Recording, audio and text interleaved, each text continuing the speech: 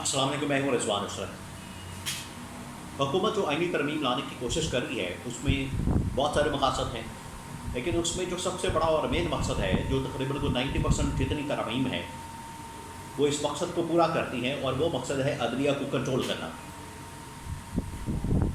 اور عدلیہ کو کنٹرول کرنے کے لیے ان کے پاس کون سا شخص ہے؟ ان کے پاس شخص ہے قاضی فائز عیسیٰ،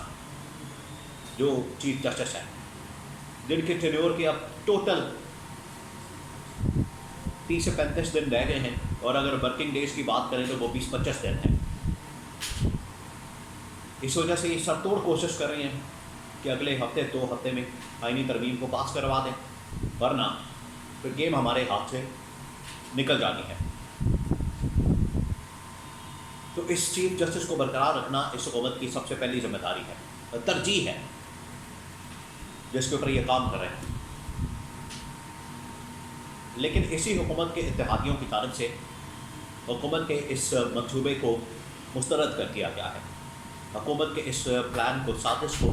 اڑا دیا گیا ہے، اور اس حکومت کا سب سے بڑا اتحادی پیپلز پارٹی ہے، اور پیپلز پارٹی کے چیئرمین بلاول بھٹو نے نئے آنے والے چیف جسٹس کا اعلان کر دیا ہے، اور ان کی جانب سے بتا دیا گیا ہے کہ نیا چیف جسٹس کون ہوگا۔ اس وجہ سے اس حکومت کے پاس اب زیادہ آپشن نہیں ہے، اور یہ جو آئینی ترامیم کے ذریعے سے جو کچھ کرنا چاہتے ہیں اب اس کے بس میں نہیں لگ رہا، کیونکہ اگر یہ آئینی ترمیم کرنے جاتے ہیں تو ان کی اپنی جو اتحادی سب سے بڑی جماعت ہے پیپلز پارٹی، وہ بھی ان کے ساتھ نہیں، ان کے ساتھ بھی، پیپلز پارٹی کے ساتھ بھی نون لیگ والوں نے دھوکے سے، 2 نمبری سے آئینی ترمیم پاس کروانے کی کوشش کی ہے کہ ان کو مسودہ ہی نہیں دیا جا رہا، ان کے ساتھ ڈاکومنٹ ہی نہیں شیئر کیا جا رہا، اور پھر سب سے زیادہ جس کے در پہ یہ جا کے بیٹھے ہوئے ہیں، جس کے جا کے پاؤں پکڑے ہوئے ہیں، جس کے لیے ترلے منتیں کر رہے ہیں، جس کے وہ ہے مولانا فضل الرحمان۔ مولانا فضل الرحمان کے سامنے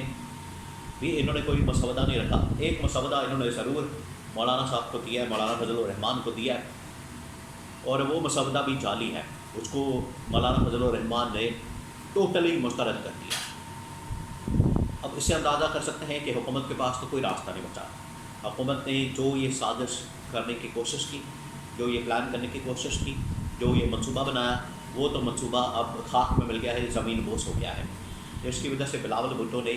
نئے چیف جسٹس کا اعلان کر دیا ہے۔ اس کے بارے میں بڑی اہم ترین انفارمیشن میرے پاس موجود ہے، وہ آپ کے ساتھ میں شیئر کرتا ہوں۔ دیکھیے، یہ عمران خان نے بھی اس بات کا ذکر کیا کہ جو 3-4 امپائر ہیں جو کہ میرے خلاف کام کر رہے تھے، جن کو میرے خلاف میدان کے اندر اتارا گیا تھا،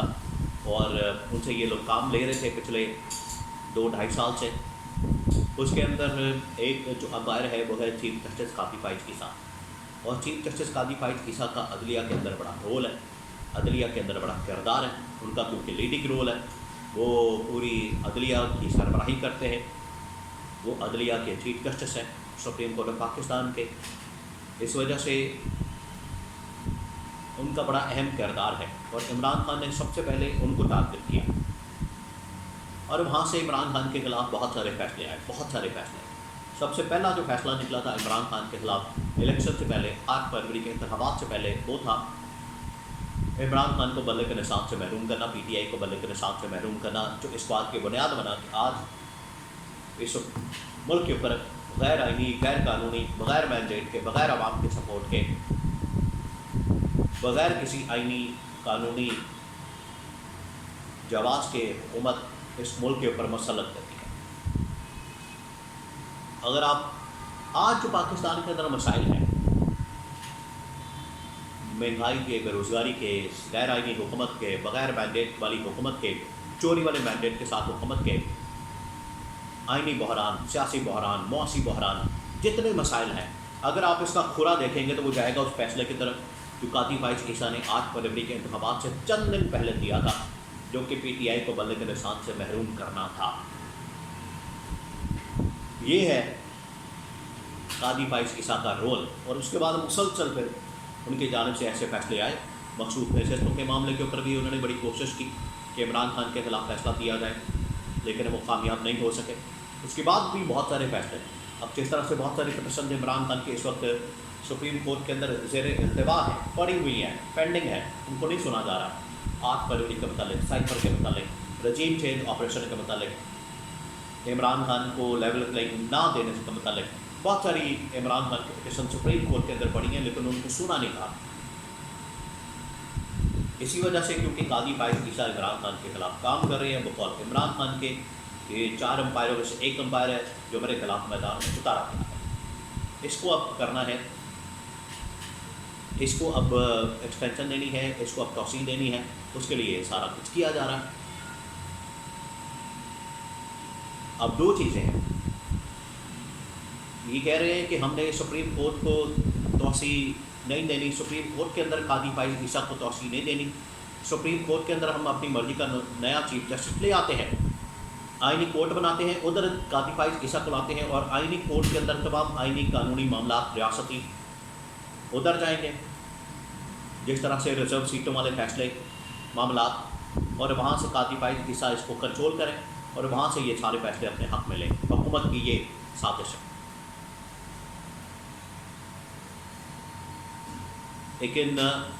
बिलावल भुट्टो की जानब से इस बात का ऐलान किया गया है कि अगले चीफ जस्टिस मंसूर अली शाह ही होंगे,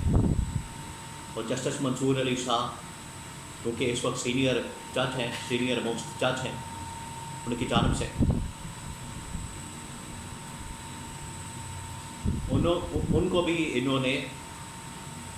ये तरमीम, ये एक्सटेंशन ऑफर की कि आपको भी तौसी दे देते हैं, आपके भी 3 साल बढ़ा देते हैं, कादी फाइज ईसा की भी बढ़ा देते हैं। इसके अंदर मंसूबा ये था कि कादी फाइज ईसा के 3 साल बढ़ा देंगे, वो तो 3 साल के लिए चीफ जस्टिस रहेंगे, अगली मरतबा का चीफ जस्टिस जो है वो 3 का पैनल, 5 का पैनल, वो फिर हुकूमत सेलेक्ट करेगी, तो जस्टिस मंसूर अली शाह का चीफ जस्टिस बनने का ख्वाब टूट जाएगा, या justice Mansoor Ali Shah chief justice नहीं बन सकेंगे अगले टेन्योर में, या अगली जब बारी आनी है चीफ जस्टिस की तो उसमें ये अपनी मर्जी का ले आएंगे। ये इस किस्म की 2 नंबरियाँ की गई, हुकूमत इस किस्म की 2 नंबरियाँ कर रही थी, लेकिन बिलावल भुट्टो ने इस बात का ऐलान कर दिया कि अगले chief justice justice Mansoor Ali Shah ही होंगे, और इसके ऊपर मौलाना फजल रहमान भी एग्री हैं, पीपल्स पार्टी वाले भी एग्री हैं, PTI वाले भी एग्री हैं। इनको अपनी मौत नज़र आती है हुकूमत वालों को, नून लीग वालों को, इस वजह से ये जस्टिस मंसूर अली शाह को चीफ जस्टिस नहीं बनाना चाहते। वरना असूलन तो ये होना चाहिए था कि जिस तरीके से इन्होंने कादी फाइज ईसा का नोटिफिकेशन बतौर चीफ जस्टिस 3 महीने पहले निकाल दिया था, बिल्कुल उसी तरीके से 3 महीने पहले इनको जस्टिस मंसूर अली शाह का नोटिफिकेशन भी निकालना चाहिए था, लेकिन इन्होंने नहीं निकाला। इससे साफ जाहिर होता है कि इनकी नीयत के अंदर खोट है, इनकी नीयत के अंदर